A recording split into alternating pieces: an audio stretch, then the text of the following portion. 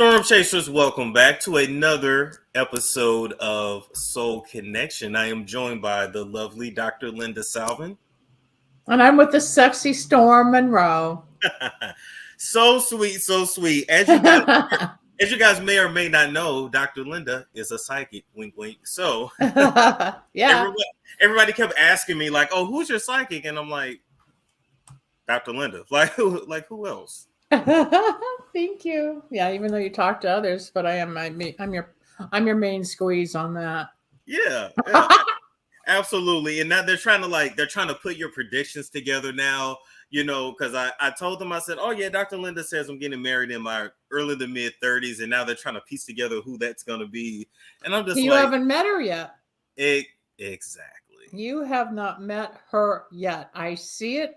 I told you I do weddings because I am a minister. I'll fly out. So you got time. You can still go to your clubs and still do your one night stands and have your little flings. And no, you're not getting it in the garage by some guy. That is not on your agenda. But they may want to think and fantasize and, create this whole scenario in their brain to think, what's Storm doing now?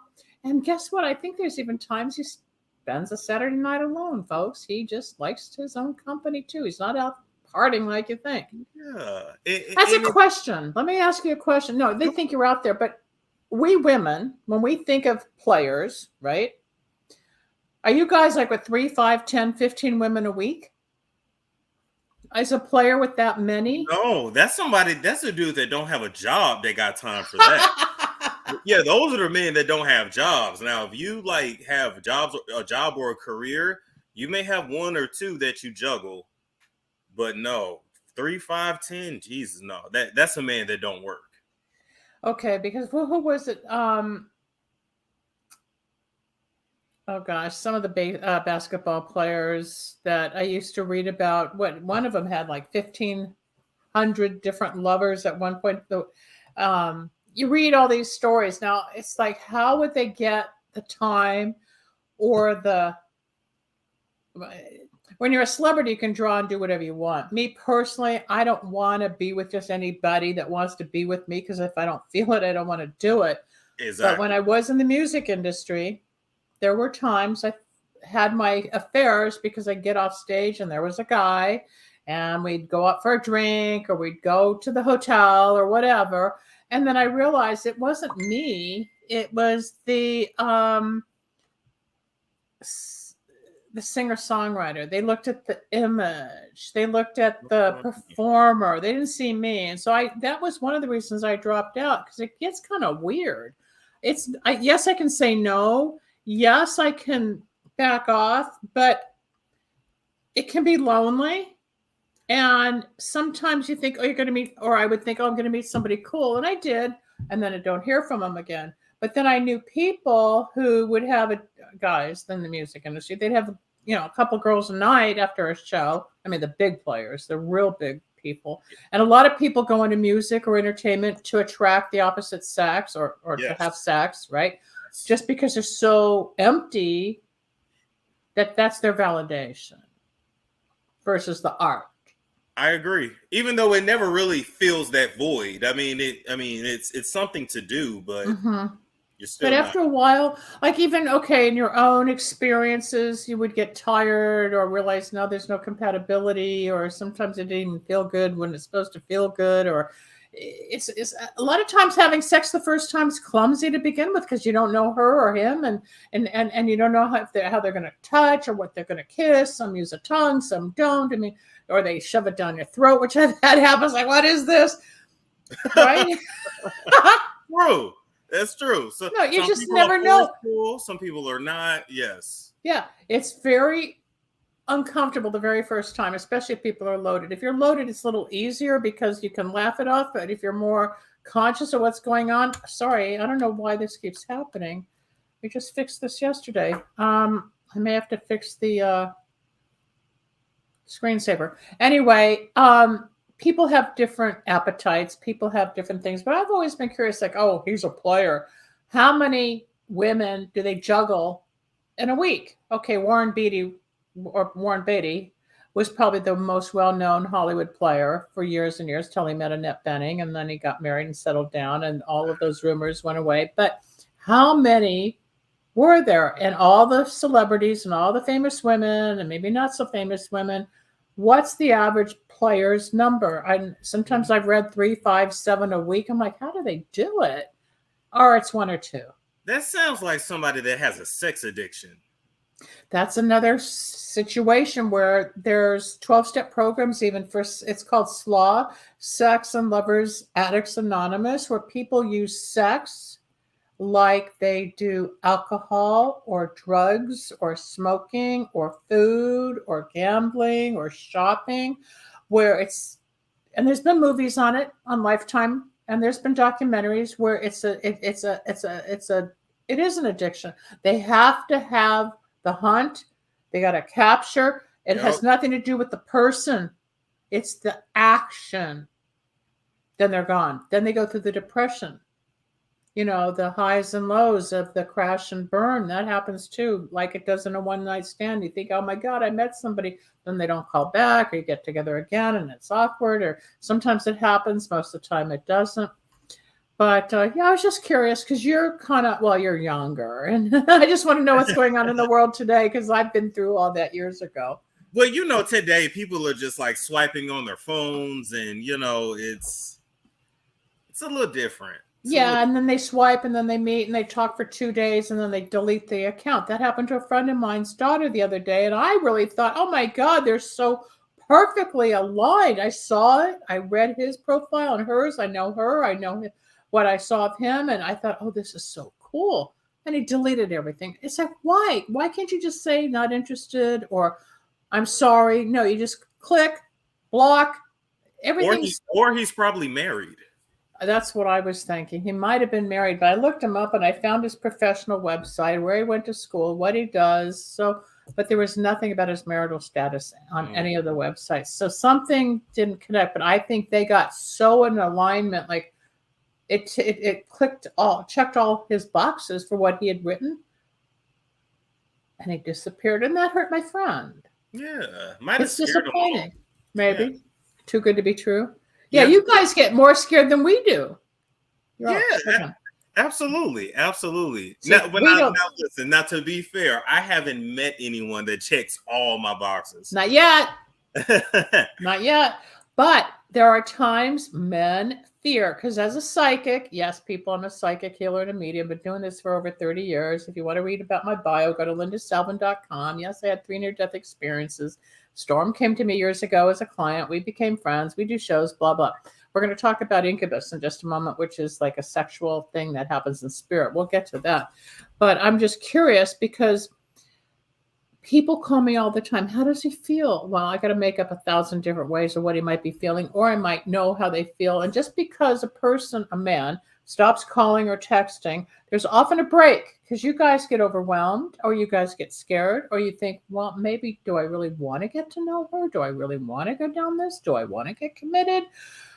Can I handle this? Is she too intense? Do I feel good enough? Am I long enough, big enough, tall enough? Everybody has their stuff. So a lot of women, when they call me, I mean, I get the guys for the guys and the guys about the girls. It's sex is sex. People are people.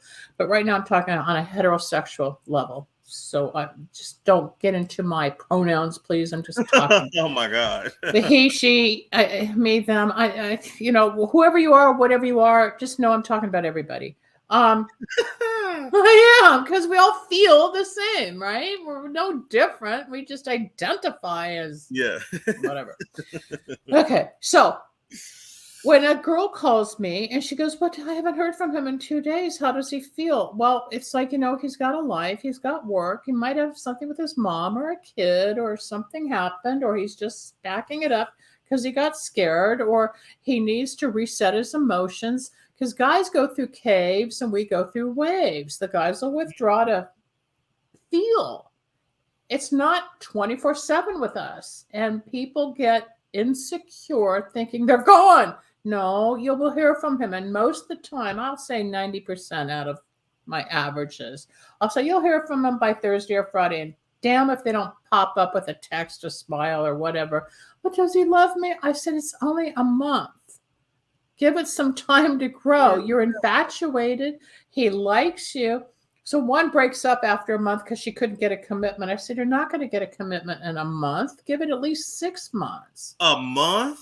In a month. I had one girl that yelled at me because I was wrong, because she knew she had to walk away because he wouldn't commit after a month. I said, he's not going to. He doesn't even know you. Yeah. He doesn't know you. He may know your scent, your hair, your style of clothes, what you do. Look, we in relationships think of an artichoke, and there's all those leaves with little points at the end of the leaf, right? And you peel and peel and peel and peel and peel and peel and dip them in mayonnaise when they're ripe or cooked. And what's in the middle? It's a heart. You get to the heart of the artichoke. It's delicious, but there's that strychnine kind of weird leaf. You got to take away, again, the boundaries to get to the heart. Think of it as unfolding constantly until you get to what you really want to know about the person. And even then, you're going to see moods, light, dark, anger, horrible statements, beautiful statements. We're not just, hi. It doesn't work that way. We're all moody. We're people. We're complex. Yes. We're complex. We can be nice one moment and bitchy the next, or you could be, oh, I didn't take a shower 3 hours ago. I still feel kind of grimy. Don't come near me. Oh, it's fine. It's fine. You look fine. No, I don't feel well. I'm not ready. Or your guy may not feel like having sex. There are times I was with a guy for 5 years, and one time we went away on this real romantic vacation, and he wasn't in the mood. I'm like, what? Where we are? He wasn't in the mood. Later he was, but when, you got to be in the mood for each other, unless you're so wasted, it just happens. Then you go, uh-oh, who are you? But I was just curious, Storm, like when you and your friends, or you talk about the players, and I'm sure there's a lot of women out there, when we meet the player, I'm just curious if there was like an average number per week, or would it be this girl this week and then girl of the week next week? I have some friends that are players, well, straight and gay, that are players. Now the gays have they're out all the time. It's a whole different. It's a whole nother, I mean, a gay relationship is like in 30 minutes, like that's they have a lot of sex and everywhere. Yeah. Everywhere. Literally. The straight guy, the straight player, they entertain a lot of women.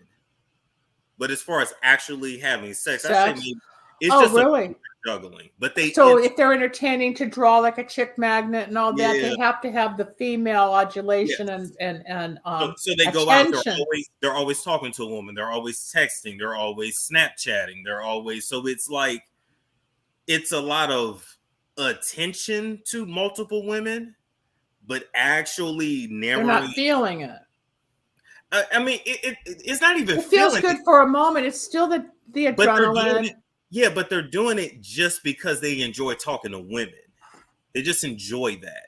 Or they're getting their ego stroked. God, you're so good looking. I love your muscles. Oh, your car.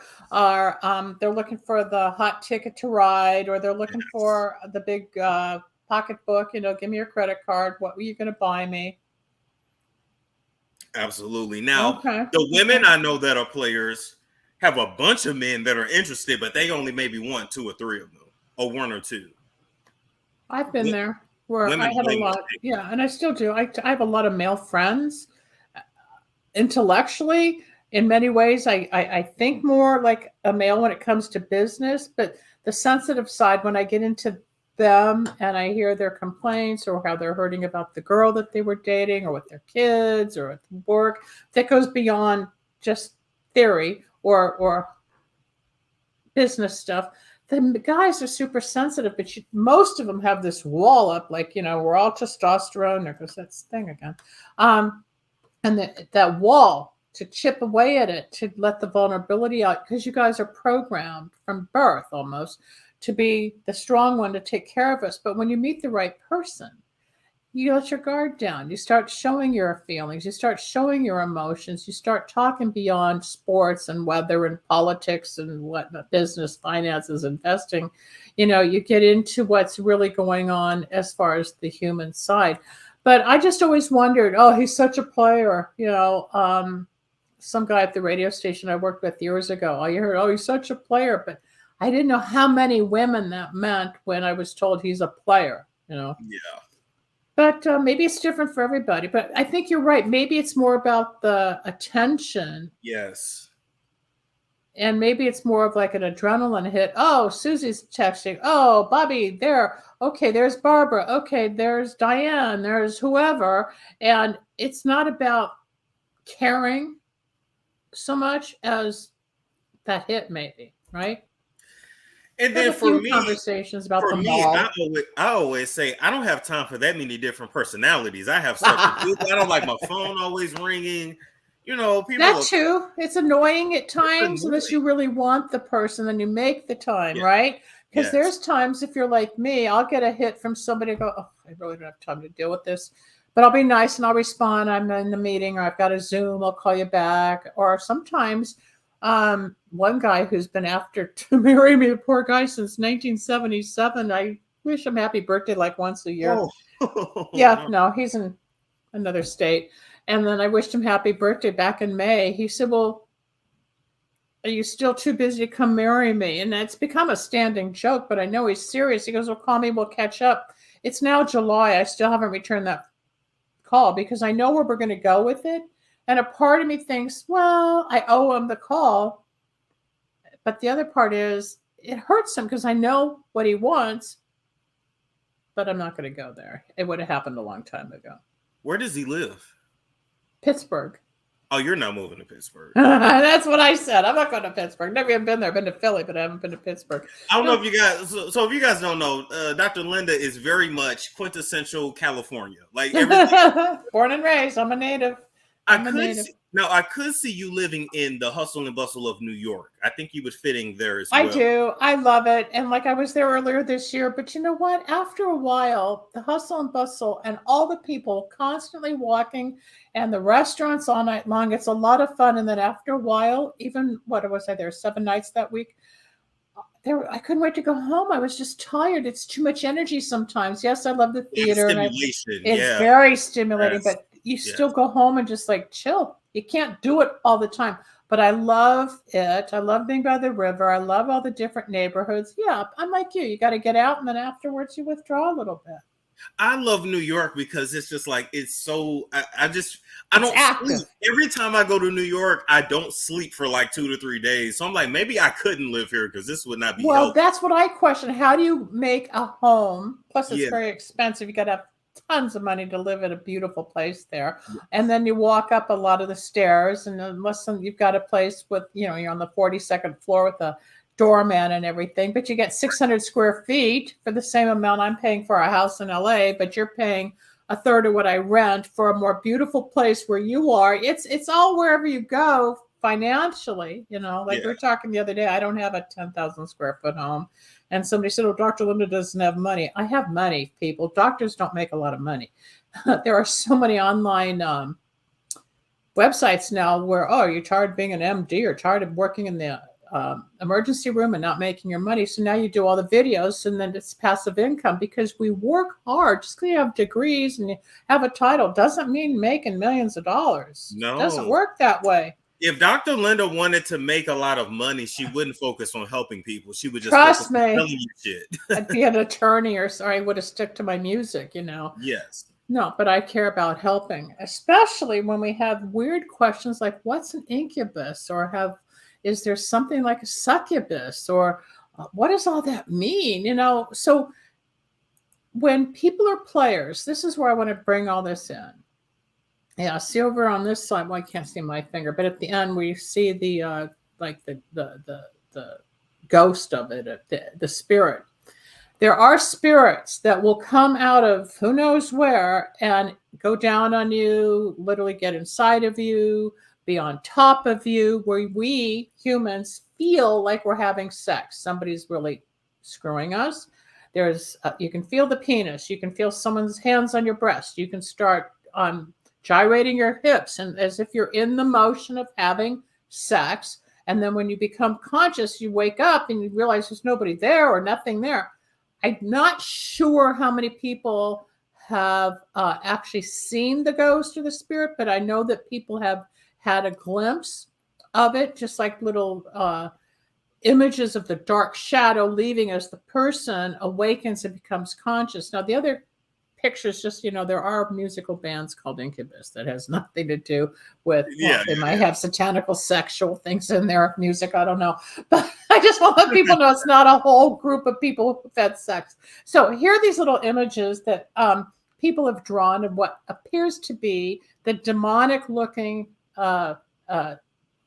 beings, the incubus. Remember, the incubus is the male version of the spiritual, sexual entity. The succubus, of course, because we women suck. Cock. Can I say that? Yeah. I just did. Okay. So we suck. So succubus, just so people can understand which word is what, because the incubus is incubus, in us, right? And the succubus is sucking. So there's the female who will probably suck the guy, and then the incubus. But in today's day and age, and a lot of these articles were written long before gender identification became law. Okay, so yeah. I'm trying to be nice. A succubus could probably hit a female just as easily as an incubus can go to a male. It doesn't have a sexual desire per se that I know. Are they going to hurt you? No. Will they strangle you? No. Do people climax? Many times, yes. Wow. Yeah, they do. Yeah, they do. I used to cover this back in the 90s when I was on FM radio. That was long before the internet. A lot of times people awake in a panic, like a start, like when you wake up from a bad dream, you go, what is it? Or you hear something, or you feel like there's a bug on you or something awake. It startles you. That can be something spiritual. Now, not all times is it going to be a negative incubus that is scary, because really it's mythological, but it exists. It's not just made up, because I've talked to clients through the years who've had sort of these experiences. But then we have astrosex. Now, what is astrosex versus the incubus or the succubus, right? When we are spiritually connected to somebody, even if it's been 40 years since you've seen them, or it's been 4 months since you've seen them, or you're still seeing them and you're involved with them now. Astral projection is where our soul leaves at night or when you're sleeping, and it travels. You might go to Japan, you might go to the moon, you might go to, Pittsburgh. I don't know where you're going to go. But your soul travels to the person in your subconscious. It could be an old boyfriend or girlfriend. It could be somebody that you don't have closure with, or because you're so connected on a spiritual level, you still tie into each other's dream state. A lot of the times he can be dreaming of me, I'll be dreaming of him, and there we meet in what's called the astral plane. Then I wake up in that start, which is the startle, like, what just happened? Was he here? And I look at the pillow and he's not there. And I'm like, oh my God, it's real, folks. We're not imagining this. That's why the astral plane is a whole nother level of frequency that we cannot touch. But our souls leave the body, and it does happen where we meet. Now, there are times, and I go through it a lot with somebody I'm very close to. And I mean, I can be so effing horny. It's like, oh my God, here he goes again. And I'll start teaching this to my clients. And they go, oh my God, John did that. Oh yeah, I can tell with David. Oh my God, you're not going to believe, but Chuck and I are blah. And I hear the stories, then I define it. Now, Storm, I don't know if you personally, I'm sure you have, you've awakened and you realize you just thought you were having sex with some girl. Yes. A particular person. And I wasn't. Yes. But you wake up and the memory and the feeling, it's bittersweet, because a part of it feels great and emotional and satisfying, and the other part's kind of eerie. I never get to finish. So it's in the middle of it. I'm like, can I just stay asleep to get to the good part, please? But a lot of times we, the girl, will travel to you, the guy. I'm talking in general, people. Not literal with us. Yes, yeah. The soul leaves. There's no control. You can't program yourself at 11 o'clock at night having a hit of CBD and say, okay, or THC, I want to go visit, what's his name in Ann Yeah, let Arbor, me Michigan. go see him. Yeah, it doesn't work that way. You can't program like a computer to turn on and off. The soul has its own thing. But it's real. Astral projection. There's plenty of books, like Storm just brought up a page. There's plenty of books that have come out over the last 30 years. And everybody has more or less the same take on it. But it's the soul, because we are mind, body, soul, and the soul leaves. Now, there's another thing called witch's writing. Witch's writing is, have you ever heard of that? Mm-mm. Okay. Witch's writing is similar to the incubus. Now, you may have experienced this. I used to do it a lot when I was a child, and I didn't understand it till I got older. But it's when the soul leaves, and it's no. I'm sorry, I'm getting it confused. I'm ahead of myself. The witch's writing is where you actually feel like somebody's on top of you, and sometimes you feel like you're being strangled or you can't breathe, and there's weight on you. That's the witch. Like sleep paralysis.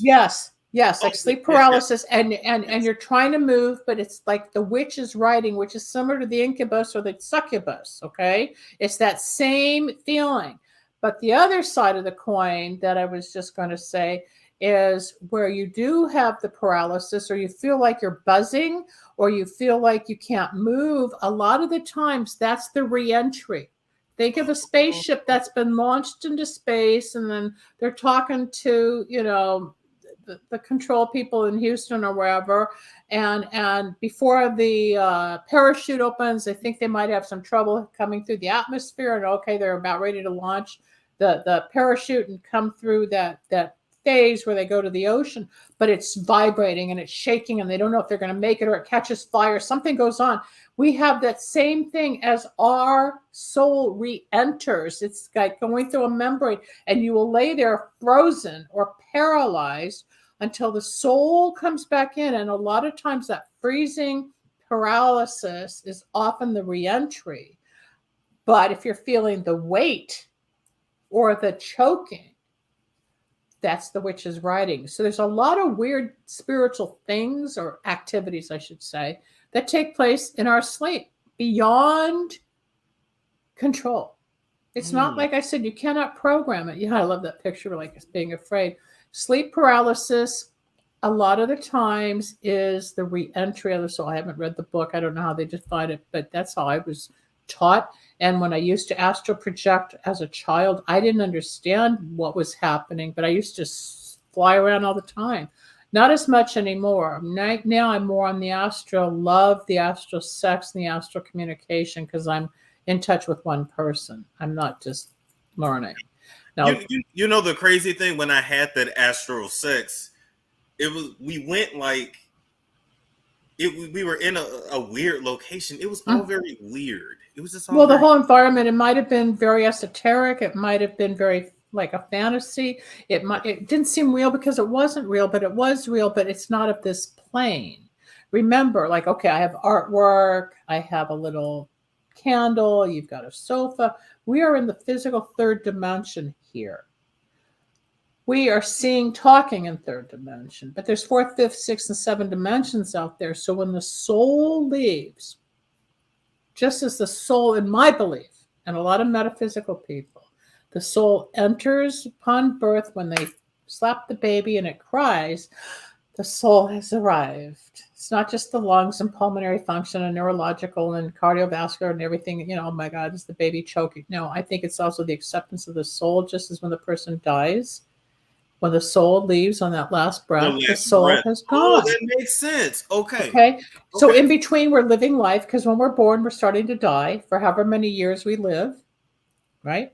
We're on our way to death. Our soul leaves, comes back. But when it doesn't come back, we're gone for sure, because it's death. But in between, we come and go, and we're on all these different planes, and people like you or me or the audience, and our fans, listeners, whatever, are growing and ascending and wanting to understand more. As we learn, we elevate to the next level, so that you're not on this lower, more cognitive plane where you can't figure out or believe all this stuff any more than somebody may or may not believe in, candle magic, which I've been doing for 24 years. A lot of people don't believe in it. You don't have to believe in Incubus. You don't have to believe in astral projection, but when it happens, how can you not? Just like in candle magic, when you see the results, how do you define it if you don't believe it? You don't have to believe. True. It just happens. They just made me think of Tina Turner, how she was so excited for like where her soul was going next. You and I talked about this, I think, on a show. Unfortunately, yes, she was ill at the age of 83, one of the best singers and dancers of our time. And unfortunately, she had a very abusive start with Ike Turner, but she was a survivor. There was a time she was totally broke, and she recreated her life in her 50s. Yes. We're never done, okay? She recreated her whole act and got back out there. There's a documentary on her that's either Netflix or Amazon, one of those. And I watched it, and it was beautiful and sensitive. And at the very end, the interviewer, the journalist, asked, well, if you hadn't done music, what would you have done? She said, something spiritual. It's all that's real. I agree.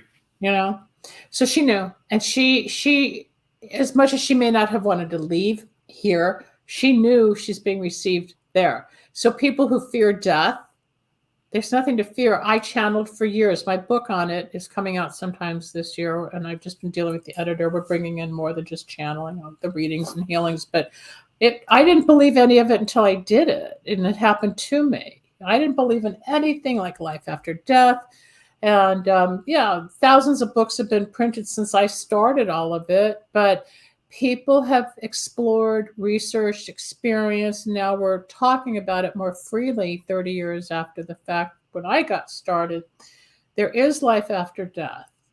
I don't care what religion you are. Maybe, and somebody brought this up, how do we know this isn't where we're really dead and we start to live once we leave? Wow. This is a new theory. I've been talking to some friends. Well, now you're fucking with me now. Yeah, I know. But it's okay. But think about it. How do we know? Because years ago, after the plane crash, when I was going through all this psychic awareness, I thought, oh my God, this is hell. We come back to hell time and time again to get it right.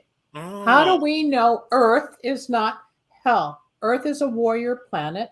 There will never be peace. There will never not be war. There will never not be competition and military and all this. We go through so much hurt and pain. Constantly. And every human experience will involve some level of hurt and pain. Yep. Always. Rejection, pain, betrayal, denial, whatever. But we're always struggling. What was it? Either Buddha or the Dalai Lama? I'm sorry. One of the teachers had said, we all have pain. It's just how you learn to deal with it on a daily basis. Okay. So you don't have to drink your pains away. You don't have to screw your pains away. You don't have to eat your pains away. You don't have to shop your pains away. I mean, how many pairs of shoes do you need? And look at, yes, I love celebrities. Yes, I love the gossip. But to have a whole bedroom full of shoes, they're still not happy, which is why a lot of them kill themselves. They're still not happy.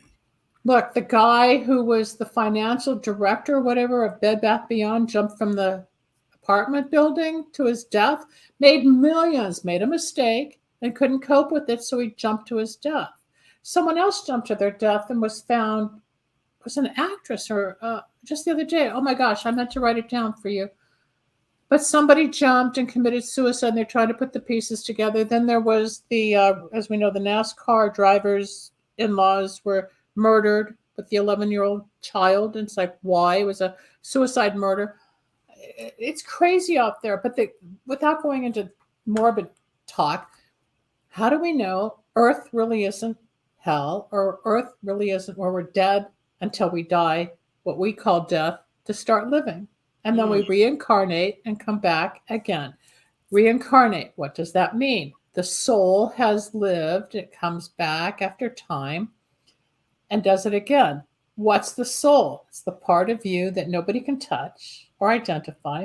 But if you're honest, you'll do the right thing or try to follow the messages within to get the best out of your life. but it's that piece of your soul that leaves your body when you're sleeping, goes out and plays, travels, gathers information. Or you've got the negative influence with the incubus or the succubus, and they're doing their thing to us, attacking. I don't know of any deaths that have ever taken place from an incubus encounter, but there's a lot of different like webs of what spirituality in life is. There's always another spoke in the wheel. There's always another antenna. There's always another link. But it's all soul. We are just souls. We all have a body. We all have features. Most of us pick ourselves apart and go have plastic surgery. If you've had your lips done, God bless you. I personally don't want to have lips that look like they're swollen all day. Okay, let's switch for a moment. So you're meeting all these women. You're in a club, and you meet a couple of women that have had their lips done, and they're like size 45 boobs. Does that attract you? No. No, I like I mean, I can acknowledge if it looks good, but I'm not attracted to that. I like earthy, like real people, hippie, like go outside and don't wear shoes type of people. But yeah, I'm a bit of a hippie myself, so you're more of the naturalist, yeah, the bohemian, yeah. Even though you can get all dressed up, and whether dressed up in a tux or you're going to an event, but when I'd rather not wear clothes. I just want to walk around and like eat fruit. Like that's that's funny. So, are you going to go to a nudist camp? Have you been? I have been. I've been to a nude beach, which was liberating. But I would go to a nudist camp. I would. I know a few people that moved from LA to Florida where there's a couple of nudist camps. There's one in Riverside, California. A friend of mine, I never went. She kept inviting me. I said no, and she'd show me pictures of all the men, and they like, no, that's not for me. I didn't want to go there. No, I'm okay on my own. Thank you. But everybody's got a desire. Everybody's got a thing. But when we go right back to what we are, we're physical beings. We're sexual beings. We're intellectual beings. We're mental beings. We've got a lot of mental illness. It's just another problem. Nobody's perfect. There are chemical imbalances. Some are inherited. Some are learned. Some are from accidents. Some are from just so much being bullied, and you start thinking differently because of people's actions. But we're mind, body, spirit. It's the spiritual aspects which is the most difficult to understand. But when you understand spirituality and kind of like look for butterflies and synchronicity and messages from God, and I don't believe in God. Oh, there's no God. Well, then what makes all of this? How come we're experiencing all this? Where does it come from? It's not just the Big Bang Theory. I'm sorry. It's not just a big dot in the sky that exploded. I don't believe that. It has to be more than that. How depressing to think we're just a Big Bang or a fart of the universe. So depressing. But as a Christian, we are actually taught that that Satan has dominion over Earth anyway. So, and as a Jew, we don't believe. Oh yeah, it's Jewish people don't believe that. Yeah, but we do believe in reincarnation. We do believe in souls. We believe in goodness. And the bottom line is, there's 3,200 religions in the world. Yes, at least. So we all have been taught through our parents or society. Or then you get involved with cults, or you get involved with offshoots of someone else's idea. You got to find it for yourself. I don't care what religion people are, because we all, just like I don't care what color people are. I've said this before, if you cut my wrist open, I'm going to bleed the same red as you. Okay. I was watching Hidden Secrets with Kevin Costner the other night. It's the second time I've watched the movie, which took place in the 60s with the NASA team putting John Glenn up in space, and what they had to go through and getting all the mathematical equations right. So he could be up in space and come down in the Bahamas properly without losing the capsule. But they didn't allow Black women, women of color at the time is what they called, in the bathroom, as you know, because of segregation back then, right? So in the movie, there's a scene where one of the women comes in, and Kevin Costner says, and he loves her work because she's brilliant. There's 3 mathematical geniuses that ended up in this at NASA. And one of them disappears for a while, and he says, "Where have you been?" And she comes in drenched from the rain outside. And there's like 50 men in the big room of work. And she says, "At the bathroom." She goes, "The bathroom? Why? What are you doing for 40 minutes?" And she breaks down. She says, "There are no bathrooms here for me." "What do you mean there are no bathrooms?" And that's where it breaks open. And she explains, "I have to go. There's nothing on the West Campus. I have to run a half a mile to go relieve myself 3 times a day." And the look on Kevin Costner's face. And then she screams, "And none of you will even drink coffee out of a pot. I have to have my own pot." And that was the whole message about segregation back then. And you see him taking the name off the pot of coffee. Then you see him with a sledgehammer, and he's breaking down colored women's bathroom because it's not colored, it's not white, it's a bathroom, it's a toilet for everybody. It's And he so walks. dumb. It's so dumb to think we His live. last sentence, just like I say, cutting myself and we all bleed red. He says, "We all pee yellow here." It's the same thing. I don't care we're all human. But death do us part, and all the war, and all the racism, and all the division, and all the anti this and anti that. And if it would just stop, it doesn't exist over there outside Earth. This is a human condition. People go, "Why is God allowing it?" It's not God, it's people. People's will and God's will are not the same. We as humans who are more spiritual are looking to bring peace on earth, like in the Lord's Prayer. As a Jew, as a Christian, it's the same prayer on heaven, on earth as it is in heaven. That's what the prayer is about. Bring it home here now. And people don't get that. No, people are too stuck in my version is right. No, my version is right. No, you're gonna burn in hell. No, you're gonna burn in hell. You know what? As a medium, where I channeled for 18 years, 22 years, I'm sorry. I channeled dead people for 22 years from the year 2000. No, gosh, I'm so confused. 1996, I started after I had 100 tumors removed by my hips and thighs, and I quit professionally in 2018. But during those 22 years, only once in all of channeling, now channeling for those that don't know is communicating with the other side, the people who are deceased. Reading is giving you predictions, helping you with life choices now, and the healing is where I remove blocks, obstacles, negativity that's lodged in different organs and tissues of your body to help you become more whole. Only once did I ever find a channeled spirit that must have been in hell. Only once in 22 years. And it was horrible. I was on the air. And long story short, when I had to go off the air, the engineer and my screener, we all felt it. And for 10 minutes, you don't go cold on the air. You don't. No, it's too costly. But we went back, and I said to the guy who was calling from Chicago, I said, whatever his name is, call him Bob. I said, "Who am I channeling?" He goes, "Oh, it's my Uncle Louis. He was in the mob." Well, if he was in the mob, he killed a lot of people, and he was in hell. If there was a hell, I found it that night in like 1998 on the air. Horrible. But most people go to the light. Most people, no matter what, are forgiven. Most people at their dying, they're gonna eat you up about that. Most people will transfer okay. They will.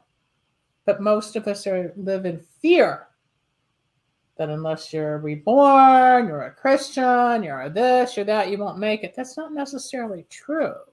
Just don't go out and kill anybody. Make a good living. Help somebody. You want to yell, you want to block somebody, okay, fine, but find the balance.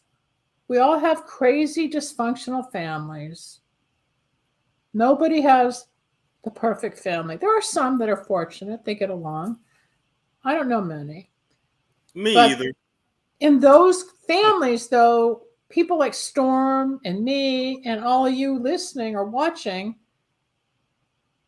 the other people are not going to be interested in what we're talking about anyway. So there's a different vibration on the spiritual, metaphysical, holistic, alternative level. This is not religious God. We talk about spiritual God. It's not a satanical sex. We're talking spiritual sex as well as physical sex. You want to have 15 women a month? Go have 15 women a month. Like John Belushi, who was one of the top comedians for years when I was growing up, if he was so happy with his money and his fame and his fortune, why did he die with a needle in his arm? Yep. Right? It's true. It's very true. It's interesting because even somebody like you, like I make this joke that if I ever get married, which I don't believe I am, but the psychic here says I am. We'll see who's right. Yeah, we will. I love your LA hat, by the way. Oh yeah. Hey, I love the hat. I'll have to get one for your town soon or your state. And then we'll really confuse people. Yeah, but go ahead. But no, I always joke that at my wedding, I'm like, all of my friends are gonna, you guys are gonna fight at the tables because everybody is so different and very opinionated. I have friends that are like very, very much Christians, some that don't believe in God at all, some that are witches, some that are Jewish, some that are Muslim. I'm like, I don't know how this is going to work. I got some swingers. I got some that you don't got even the United Nations. You got the United Storm Foundation. Literally. That's what we'll call it next. The United Storm Foundation. Literally. Like I literally have friends that, well, I don't think they think I'm a virgin. What do they think? I'm a virgin? What? No. Are you? Allegedly. Yeah, just like allegedly you're having sex with some guy in your garage. I know. Yeah, a preacher. Yeah, a preacher. Oh, the preacher? Is that who it's supposed to be? You're having sex with a preacher in the garage? A preacher who's 6 foot tall with a bald head. Yeah, it's a whole thing. People are living their own fantasies through me, apparently. Maybe they saw an incubus. Maybe they saw something you didn't quite know consciously. I wonder if they got it on camera. I bet you, like in orbs, you see if you take the camera, you can see little spirits running around in little balls. I wonder if we could actually capture an incubus. It's just that you never know when they're going to come from wherever they come. That's true. No pun intended. But no, I mean, I just say that to say I have so many different types of friends. I think it'd be a blast. And people always ask, like, how are you able to just talk to anybody? It's just me. I don't know what to tell people. Like, I'm the same way. I'm not going to say I'm perfect. I do get my judgments. I can be critical, or I could be a little off color with a prejudice, depending on what I sense from the person. White, Jew, Catholic, brown, Asian. It's not the color or the religion. It's what I feel from their soul. I can feel such anger or hatred or dislike that I have to get away, or I shoot back with something nasty because their soul's attacking me. So I just push it back.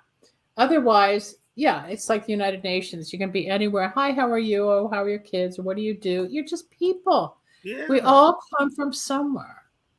We all do. We all do. And this is funny because even like coming up, I was taught, or like my grandmother would say that you're not real, like the voices that you hear. So we're taught that those are actually demons that are opposing as our dead relatives. Like we're taught once someone that's dies, an interesting theory. Yeah, they enter us and start giving us information or guidance as opposed to your consciousness. Yeah. See, we're taught that's not real. So we're taught that once someone passes, they're just asleep until Jesus returns.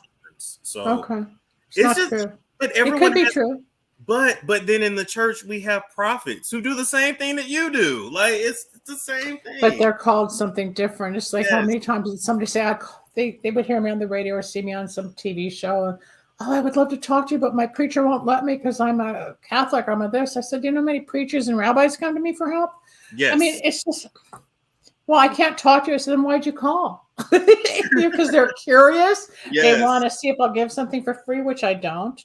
I know all the games, but there's a lot of fear, just like with astrology. That's also the work of the devil. I used to come off the air because I was one of the first radio psychics in the United States. It wasn't even okay with the FCC.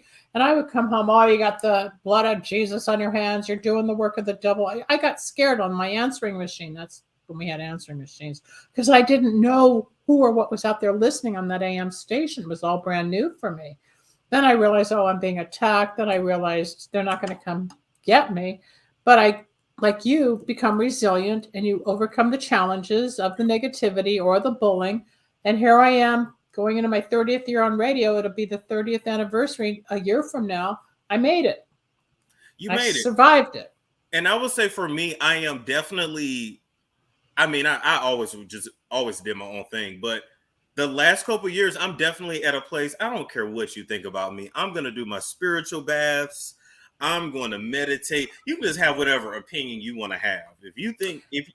I don't care. Yeah, but it's also helped you. As I've said, your skin is better. You're taking nutritional supplements that you didn't before. You have done the baths. You have searched. You have traveled. You've gone to different ceremonies, rituals, whatever you want to call it, through the different organizations, for lack of a better term, all the different opportunities out there.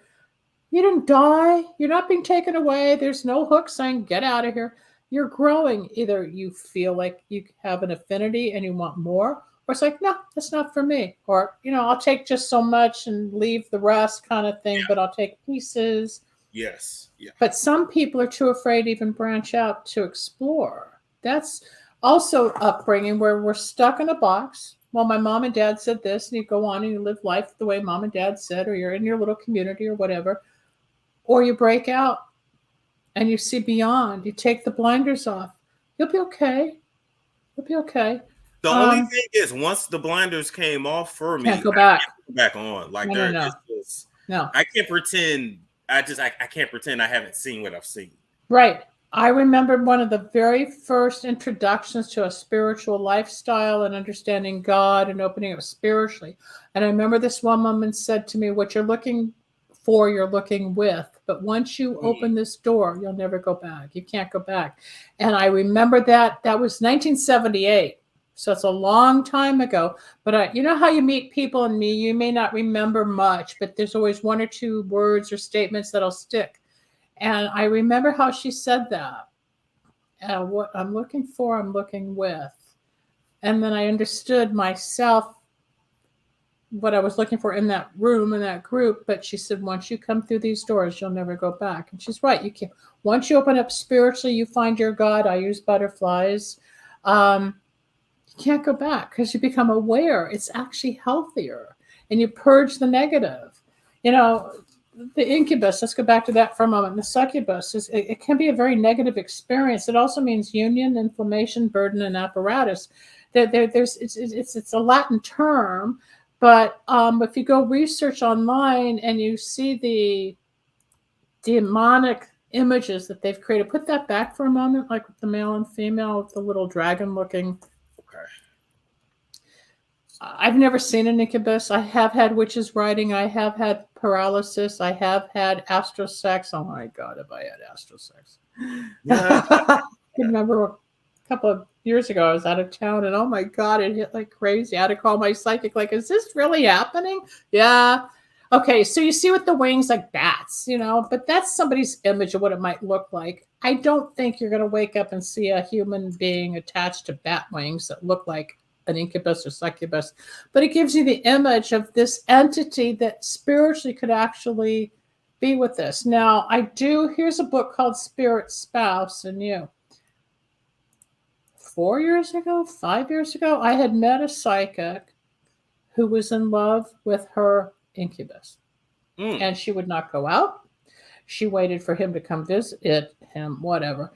And I mean, I thought she was kind of nuts and kind of out there, but maybe there are some that are so married to their spiritual connection that they are satisfied and don't need anything else. I don't know. I'm not the wizard, no pun intended, on this particular topic. I know just enough because I've dealt with it before. Be interesting to go back into it, but a lot of the dark stuff and the paranormal, I don't like. I don't want it in my soul. I don't want it in my brain. I don't want it in my consciousness. I don't want to draw it toward me. I try to stay with the light stuff, the good stuff, the more near death, spirituality, God, helping somebody with their health, medical, make predictions of their marriages or their boyfriends and girlfriends or jobs or investments. I just want real life. I don't want the paranormal and I don't want worldly things. That's just not me. I don't need to fix the world. I'm not Nostradamus, who predicted years, 500 years ago it was going to happen. And they're happening. A lot is happening. It is. It's real. A very good thing. Yeah, it's real. So people, if you're curious, just search for yourself. Yeah, and if you happen to have a spiritually sexual experience, I want to hear about it. You can text us here or call me or go to my website. And then if you have, I can bring on my show as well, because the more we share about this stuff, the more you learn you're not alone. When you're going through it alone, you think, oh my God, I'm really weird, or I'm possessed. That's another thing. There are possessed souls. There are things like the Exorcist and things, and people have to have exorcisms. I don't do that. I don't go there. I have dealt with 2 of them in my career. One is mother of the son who was possessed, is still a client of mine, but I had to get some help because I wasn't trained enough to take this kid to the next level. He got through it. He was released, and now he has a PhD in metaphysics and spirituality. He grew from that when he was like 10 or 11, going through the possessiveness, and now he's out of college and he's working in the field. It's great. Oh. Uh-oh, they're getting on your back. Oh, no, yeah. They're holding you on. They're going to pin you down. You're trying to shake it off. Look at him. Storm's trying to get rid of the succubus. Oh, maybe she's going to give you a massage. Maybe. Dr. Linda, tell the people where they can find you. Yeah, and I would love for you guys to call me off there, book a reading, healing, channeling, or get some wicks of wisdom candles. LindaSalvin.com, and on YouTube, Dr. Linda Salvin. Or go to my new radio station, drlindaradio.com. It's everywhere. And with Storm. Once a week we do these little chats. Which are fun. Soul connection. Yeah, it's a little different than just talking drugs, sex, rock and roll, Hollywood, and who's sleeping with who. Yeah. Yeah, maybe they've got an incubus. Ooh, there's your new topic. You should check with the Hollywood community as to who's actually had the incubus and succubus. Ooh, I bet a lot of them have, yeah. It's a Storm Show. Ay, it's a Storm Show.